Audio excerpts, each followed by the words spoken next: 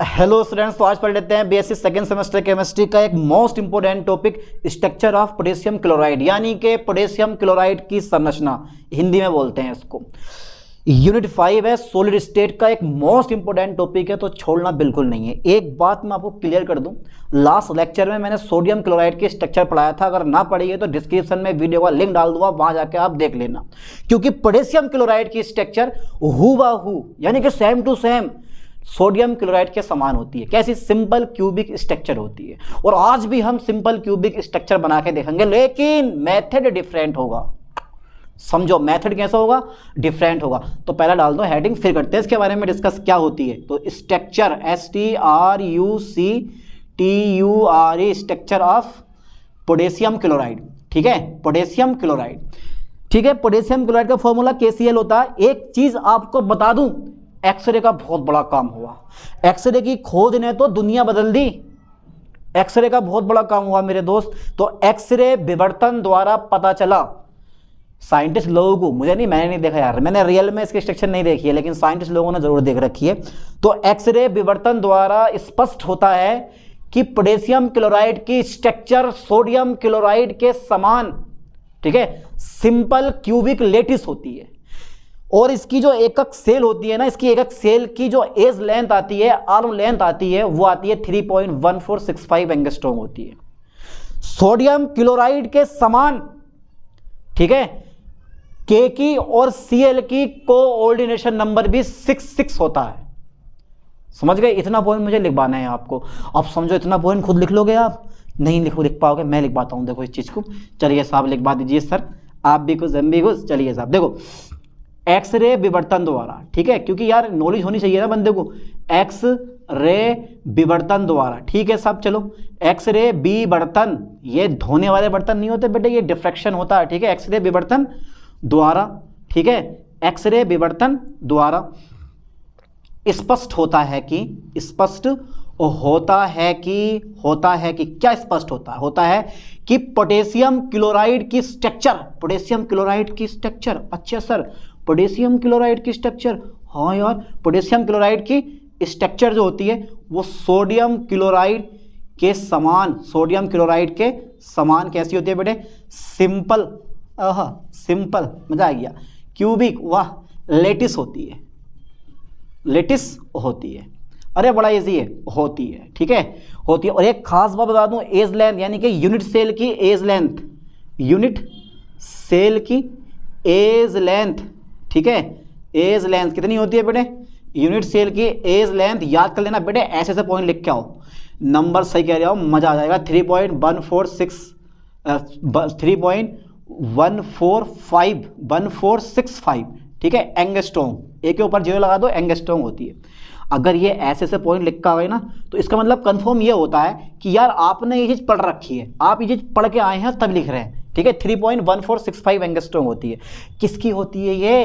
अरे भैया, KCl के प्रत्येक यूनिट सेल की जो एज लेंथ होती है, इसको हम भुजा लंबाई भी कहते हैं, या इसको आप आर्म लेंथ भी बोल सकते हो, 3.1465 एंगस्ट्रॉम होती है। ओके, हो गई भैया, क्लियर हो गई। अब KCl देख लेते हैं। KCl में K प्लस और Cl माइनस आयन होते हैं ना, पता है ना इस चीज के बारे में? चलिए साहब, KCl में एक तो मेरे पास K प्लस आयन होता है, ठीक है, और दूसरा कौन सा होता है बेटे? क्लोराइड आयन होता है। ठीक है, आयन होते हैं, ओके, आयन होते हैं। जिस तरह से सोडियम क्लोराइड में Na plus ion 6 Cl minus ion से घिरा होता है, उसी तरह से यहां पर क्या होता है? K plus ion 6 chloride ion से घिरा होता है। ठीक है, इस लाइन को मैं लिखने वाला हूं, यानी कि इस संरचना में, इस स्ट्रक्चर में K प्लस आयन जो होता है वो 6 क्लोराइड आयन द्वारा घिरा होता है। ओके सर, घिरा होता है। तथा इसी प्रकार, लाइन पे फोकस करें, तथा इसी प्रकार Cl माइनस आयन भी 6 K प्लस आयन द्वारा घिरा होता है मेरे दोस्त, घिरा होता है। ओके सर, समझ गए? अब ये बताओ जरा मुझे, KCl में K प्लस और Cl माइनस आयन की कोऑर्डिनेशन नंबर, जिसको हम हिंदी में कहते हैं समन्वय संख्या, कितनी आएगी? समन्वय संख्या आए या ना आए पर गर्मी जरूर आ गई है भाई, गर्मी बहुत लग रही है। चलो देखो फिर कितनी होगी, तो घिरा होता है, अतः K प्लस, अतः KCl में K प्लस तथा Cl माइनस आयन की कोऑर्डिनेशन नंबर, कोऑर्डिनेशन नंबर जो है वो कितना आना चाहिए बेटे, कोऑर्डिनेशन नंबर 66 होता है, 66 होता है। ठीक है बेटे, K का भी 6 होता है और Cl का भी क्या होता है मेरे पास 6 होता है। और सर मजा आ गया, सिंपल सा टॉपिक था हमारा, हो गया। ठीक है, बस और भी बताऊं आपको, बताऊं और थोड़ा बहुत, अरे यार क्यों ना बताऊं मैं, है एक सिंपल सा टॉपिक नहीं समझ में आ रहा।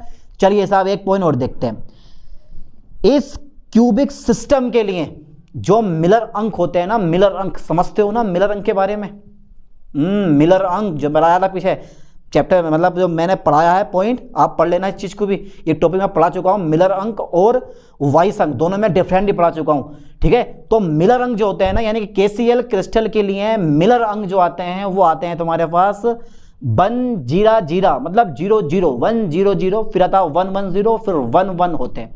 लिख दूं, यानी कि क्यूबिक, यानी कि इस क्यूबिक सिस्टम के लिए, यहाँ लिख दे रहा हूँ, चलो इस क्यूबिक सिस्टम के लिए, ओके सर, इस क्यूबिक सिस्टम पे सिस्टम हिलाया है भाई, इस क्यूबिक सिस्टम के लिए, इस क्यूबिक सिस्टम के लिए, इस क्यूबिक सिस्टम के लिए तल के मिलर अंक, तल के मिलर इंडाइसिस, ठीक है बेटे, इंडाइसिस कितने कितने आते हैं बता दीजिए सर। पहले का होता है 100, आप चाहो तो कॉमा लगा सकते हो वरना छोड़ सकते हो। दूसरा कौन सा होता है 110, फिर 111 होता है। ठीक है, ये होते हैं। ठीक है, अब सिंपल फोकस करना लाइन पे, सिंपल यानी कि चलो होते हैं, ठीक है, और होते हैं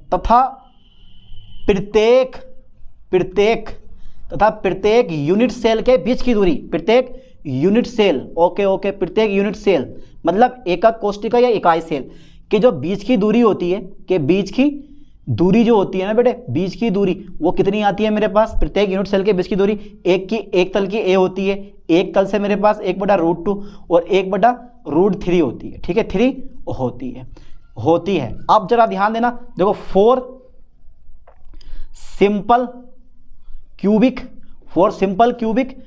लेटिस, चलिए साहब, यानी कि सिंपल क्यूबिक लेटिस के लिए जो मेरे पास अनुपात फाइंड करते हैं हम D100, अनुपात D110, ठीक है, अनुपात D111 equal to A, okay, A अनुपात A/√2, ठीक है, अनुपात A/√3।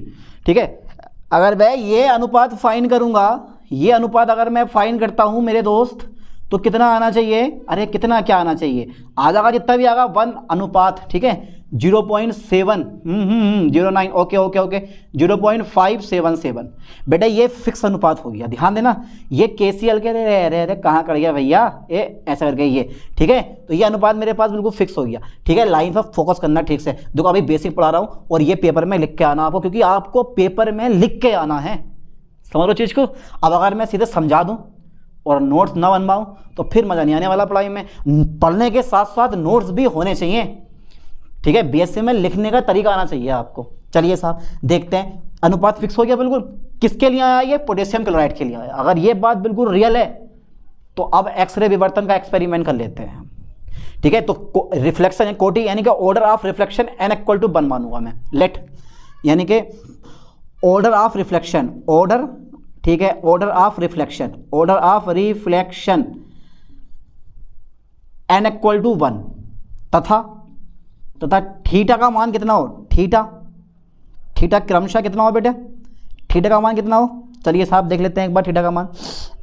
थीटा का मान होना चाहिए, पहला आता है मेरे पास 5.38 डिग्री, दूसरा मेरे पास 7.61 डिग्री तथा कितना आता है मेरे पास 9.38 डिग्री है। तब ब्रेक इक्वेशन से, आपने पढ़ी है ना बेटे ब्रेक इक्वेशन, तब ब्रेक इक्वेशन से, ठीक है, ब्रेक इक्वेशन सबने पढ़ी है, क्या होती है, n lambda equal to 2d sine theta, n lambda equal to 2d sine theta. इसको मैं रेस कर दूं, स्क्रीनशॉट ले लिया पक्का इसका, ठीक है साहब, चलिए स्क्रीनशॉट ले लिया होगा तो मैं इसको रेस करने वाला हूं, कर दें, सोच लो, ठीक है, चलिए साहब इसको लिख लो बढ़िया करके, क्योंकि यार ये नॉलेज आपको चाहिए बिल्कुल। चलो साहब, इसको मैं अरेंज कर देता हूँ। यहाँ मेरे पास ध्यान देना एंगल पे, इस वाले एंगल पे, इस वाले एंगल पे, इस वाले एंगल पे। अब ये जो एंगल है ना, ये मैंने अपने पास से नहीं लिखे हैं, ये एक्सपेरिमेंट करने से आते हैं, ठीक है। अब अगर आपको एंगल निकालना तो एक्सपेरिमेंट करने पड़ेंगे, इसलिए बेटर यही है कि इसको याद कर लो, कोई तरीका भी नहीं है निकालने का, ठीक है, ठीक है, ओके। चलिए साहब देखते हैं। तो एन लैम्डा बराबर 2d sine theta, n lambda बराबर 2d, और हाँ थीटा का मान पता है आपने, पाउडर मेथड मैंने पढ़ाया, उस पाउडर मेथड से आप थीटा का मान निकाल सकते हो। ये सब पाउडर मेथड से थीटा का मान निकल गए हैं। आप पाउडर मेथड कहाँ से लाओगे यार इसका मान निकालने के लिए, इसमें बेटर यही कि याद ही कर लेना इस चीज़ को। एन लैम्डा बराबर 2d साइन थीटा, ठीक है। अगर मैं ऐसे डी का मान निकालूंगा तो गुणा वाला काय में आ जाएंगे मेरे पास, भाग में आ जाएंगे। Okay sir, okay sir, okay sir. D का मान निकालोगे तो गुणा वाल मेरे पास काय में आ जाएंगे, भाग में आ जाएंगे। आ गए सर, आ गए 2 साइन थीटा, 2 साइन थीटा। चलिए साहब अनुपात फाइंड कीजिए, अनुपात फाइंड कीजिए 1:0:0, अनुपात डी इक्वल टू 1:1:0, फिर अनुपात डी 1:1:0, ठीक है। एन का मान 1, लैम्डा भी 1, सब 2 हटा देंगे इस चीज़ को, तो यह आ जाएगा 1/sin शाइन का मान लिखो 5.38 डिग्री, 5.38 डिग्री, ओके। फिर 1/sin, अनुपात है मेरे पास 7.61 डिग्री, ओके। फिर अनुपात 1/sin 9.38 डिग्री, ठीक है। और सब कुछ जब हल करोगे तो जरा ये अनुपात चेक करना आप किसके बराबर आता है, ठीक है। देखते हैं ये अनुपात किसके बराबर आता है। तो ये हमारे पास कितना आता है बेटे, 1 आगा, और ये 0.704 आता है, और ये 535, ठीक है। ये अनुपात जो है वो चेक करें कि किसके समान है, ये अनुपात किसके समान है। देखो ये अनुपात और एक ये अनुपात, दोनों के दोनों कैसे हैं, सेम होते हैं, ठीक है। अब ये अनुपात कैसे हैं, ये अनुपात कैसे हैं, ये अनुपात और ये अनुपात चेक करो। तो सरल घनीय यानी कि सिंपल क्यूबिक लेटिस के लिए अनुपात ये आए हैं, और जब आपने एक्सपेरिमेंट करके देखा तो भी अनुपात मेरे पास सेम टू सेम आए हैं, ठीक है। इसका मतलब ये हुआ कि KCl की जो संरचना होती है वो सिंपल क्यूबिक लेटिस होती है। मतलब ये जो अनुपात है, ये अनुपात, यह अनुपात simple cubic unit cell, simple cubic unit cell हटाओ, सिंपल क्यूबिक लेटिस के समान है, यह अनुपात सिंपल क्यूबिक लेटिस के समान है, ठीक है। जब यह अनुपात सिंपल क्यूबिक लेटिस के समान है तो उसका मतलब क्या हुआ कि KCl की जो संरचना होती है वो सिंपल क्यूबिक होती है, ठीक है। यानी कि KCl की संरचना, आता लिख दे रहा हूं मैं, अतः KCl की संरचना कैसी होती है बेटे, सिंपल क्यूबिक होती है। और एक खास बात आपको बता दूं मैं, जबकि अगर मैं नमक की बताऊं तो नमक की संरचना कैसी होती है, जबकि NaCl की संरचना फेस सेंटर्ड क्यूबिक होती है, ओके। फेस सेंटर्ड क्यूबिक होती है यानी कि FCC होती है, और इसकी कैसी होती है बेटे, सिंपल क्यूबिक होती है यानी कि SCC होती है। चलिए साहब कंप्लीट हो गया, क्योंकि ये अनुपात सिंपल क्यूबिक लेटिस के समान है, दोनों के दोनों सेम है। इसका मतलब ये हुआ कि KCl की स्ट्रक्चर सिंपल क्यूबिक होती है, बट NaCl की स्ट्रक्चर कैसी होती है मेरे पास, FCC होती है। चलिए साहब इसका स्क्रीनशॉट ले लीजिए, इसके बाद जो है मैं करवाता हूँ इसकी संरचना कैसे बनती है। ले लिया स्क्रीनशॉट। चलिए साहब हटा देता हूँ, फिर मैं इसको थोड़ा सा हटा देता हूँ भाई। चलिए साहब NaCl में हटा देता हूँ, यानी कि KCl में हटा देता हूँ, ओके। अरे बड़ा इजी टॉपिक है, इतना बड़ा टॉपिक नहीं है, इतना आप समझते हो, सिंपल सा टॉपिक है बच्चों वाला। अब संरचना पे विशेष तौर पे ध्यान देना कैसे बनेगी, मेन काम यही है। पेपर में अगर आप स्ट्रक्चर बने आप KCl की तो नंबर मिल गया आपको, थ्योरी कोई पढ़ने वाला है नहीं। अनुपात फिक्स होने चाहिए, अनुपात चेंज नहीं होने चाहिए। अनुपात चेंज होगा तो तुम्हारी कहानी चेंज कर देगा, वो नंबर चेंज कर देगा। और एक चित्र हमारे पास ये वाला, जो चित्र बनाने का तरीका, ये चित्र मैंने आपको पहले ही बनवाया है। NaCl बिल्कुल सेम टू सेम NaCl जैसा होता है, ठीक है, बट वो ये सिंपल क्यूबिक होता है और वो भैया FCC होता है। वहाँ में फलक पे एटम्स होते हैं, बस ये होता है कि फलक पे एटम्स होते हैं वहाँ। देखो ये, अरे नहीं यार, नहीं, क्या लाइन टेढ़ी नहीं है? अबे यार लाइनें टेढ़ी तो नहीं कड़ी हैं, अगर लाइन टेढ़ी कर गई तो कहानी गड़बड़ हो जाएगी भाई। चलिए साहब, अरे हमारे तो हाथी स्केल है, ये फिर बेटे ये, ठीक है। 4 डिब्बे बन गए। अच्छा सर 4 डिब्बे बन गए, ओके। 1 2 3 4 5 6 7 और ऊपर 8 9 और ये हमारे पास 10। सबको मिला दो, आज ना छोड़ेंगे सबको, मिला दो सबको। ये मिला दिया। देखो तरीका देखो बनाने का, जैसे मैं बना रहा हूँ आपको भी ऐसे बनाना, सेम टू सेम। ये देखो बिना स्केल का बना रहा हूँ चित्र में, ये आपको भी हूबहू ऐसे ही बनाना है बिना स्केल के चित्र, ठीक है। ये मिल गया है ना। अब कोने से कोना मिला दो, कोने से कोना मिले, ये फिर ये फिर भैया ये ले भैया ओम्फो ये और फिर मेरे पास ये है ना। ये कोने से कोना मिला दो, ये मिल गया कोने से कोना। Okay okay okay okay okay. अब क्या करना है, देखो जहाँ जहाँ मैं डार्क लगाऊँ कुछ नहीं करना है, यहाँ पर बनाओ काले काले। ये सब यानी कि जितने मेरे पास ब्लैक सॉलिड्स गोले हैं ना मेरे पास, ये है तुम्हारे पास Cl- आयन है ना। और जितने मेरे पास खाली गोले होंगे वो मेरे पास क्या होगा, K+ होगा, ठीक है। चलिए साहब ये ब्लैक है, ये ब्लैक है मेरे पास, ये ब्लैक होगा, ठीक है। और बीच में क्या होंगे मेरे पास, ये वाले, ये K+ होंगे, ठीक है, ये वाले। ऐसे ऊपर मैं यहाँ पे क्या लूँगा, वाइट कोने पे भी वाइट, ठीक है, ओके। फिर black, oh my God black. फिर यहाँ भी क्या आएगा मेरे पास, ब्लैक आएगा। फिर यहाँ मेरे पास ब्लैक आएंगे, यहाँ मेरे पास ब्लैक आएंगे, यहाँ मेरे पास ब्लैक आएंगे, यहाँ मेरे पास ब्लैक आएंगे। और बीच में क्या देंगे मेरे पास, वाइट। ये अरे वाइट बनाओ भैया, वाइट बनेगा, वाइट मेरे दोस्त। ये ठीक है, ये मेरे पास वाइट बन गए। अब क्या करना है, अब हर एक कोने के सेंटर में, हर एक कोने के मतलब सेंटर में कोने के ये, ठीक है, सब में डॉट लगा दो ब्लैक से। अरे यार ओ नो, ये फिर ये करके दिखाओ। आप सबको मिला दो, इस टाइप से। ये मिला दिया मैंने, इसको भी मिलाओ, ये फिर इसको भी मिलाओ, ठीक है, फिर इसको भी मिलाओ, ठीक है, और फिर इसको भी मिलाओ, इसको मिला दिया मैंने, फिर इसको भी मिलाओ। ये रह गया यहाँ पे, हाँ यार यहाँ रह गया ये, ठीक है, ऐसे करके बना दिया। अब क्या होगा, अब दो कालों के बीच में एक गोरा आ जाएगा, ये तो बेटा ये Cl- आयन है और ये K+ आयन है, ठीक है। अब इसमें भी ऐसी का ऐसी है, ये आ जाएगा, गोरा आ जाएगा। इसमें भी मेरे पास काला का काला रहेगा, यहाँ मेरे पास गोरा आ जाएगा, यहाँ मेरे पास काले का काला रहेगा, जिंदा काला, घिसट काला एकदम। यहाँ मेरे पास क्या रहेगा, अरे हाँ भैया गोरा आ जाएगा, यहाँ काला रहेगा, घिसट यहाँ गोरा रहेगा मेरे पास, ठीक है, इस टाइप से। अब जो है आप जो भी है हमारे पास डार्क थोड़े बड़े बड़े कर दो, इस टाइप से, ये ठीक है। ये जहाँ जहाँ डार्क हैं बस हो गया काम, चौक लग गई चौक, ठीक है भाई।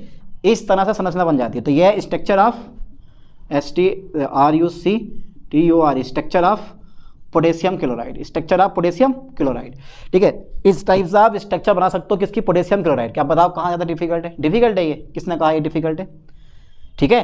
तो Cl- आयन को ध्यान देना सॉलिड गोलों से, और K+ आयन को हम खाली गोलों से दर्शाते हैं, ठीक है। फोकस करना लाइन पे, यानी कि क्लोराइड आयन को सॉलिड गोलों से और पोटेशियम आयन को हम खाली गोलों से दर्शाते हैं, और इस तरह से ये क्यूबिक स्ट्रक्चर बन जाती है। अब ओके, टॉपिक बिल्कुल इजी। चलिए साहब, अब ऐसे ही एक नए टॉपिक के साथ मिलते हैं नेक्स्ट वीडियो में। थैंक्स।